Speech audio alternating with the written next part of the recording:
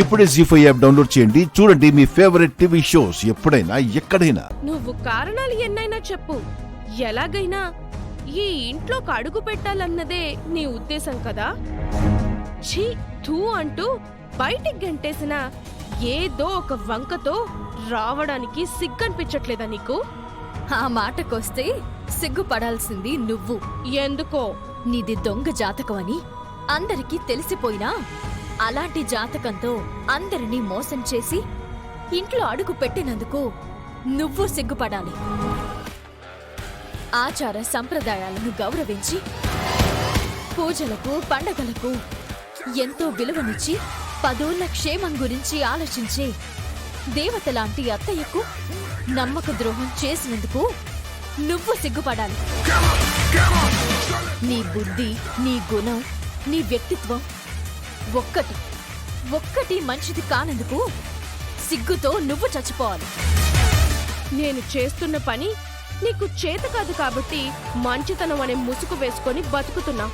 నీకు చేతనైతే నువ్వు కూడా నాలాగే చేసుండేదానివి. ఛీ, నోర్మోయ్.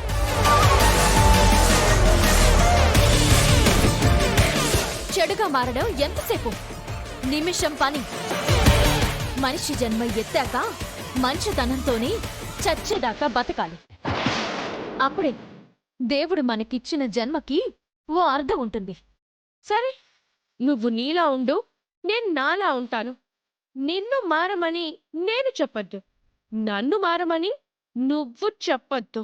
చూడు, నేను అక్కడ ఉన్నా ఇక్కడ ఉన్నా ఈ ఇంటి చుట్టే తిరుగుతుంటాను. ఇక్కడ ఏ సమస్య వచ్చినా పరిష్కరిస్తుంటాను. ఇక నీ విషయం అయితే నీది నా అత్తలాంటి జాతకం కాదు అని ఆధారాలతో సాక్ష్యాలతో సహా నిరూపిస్తాను. అది నీ వల్ల కాదు.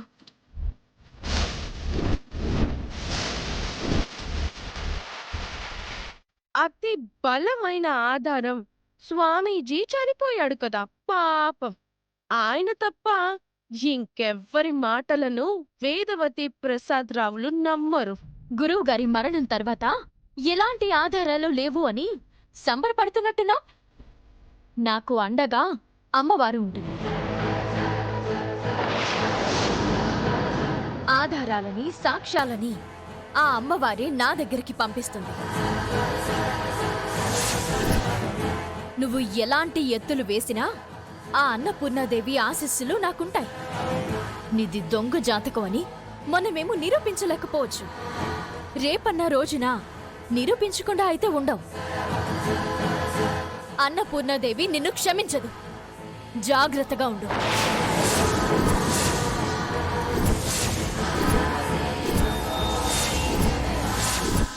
జీ5 యాప్ డౌన్లోడ్ చేసి అన్ని ఎపిసోడ్స్ పూర్తి ఉచితంగా చూడండి.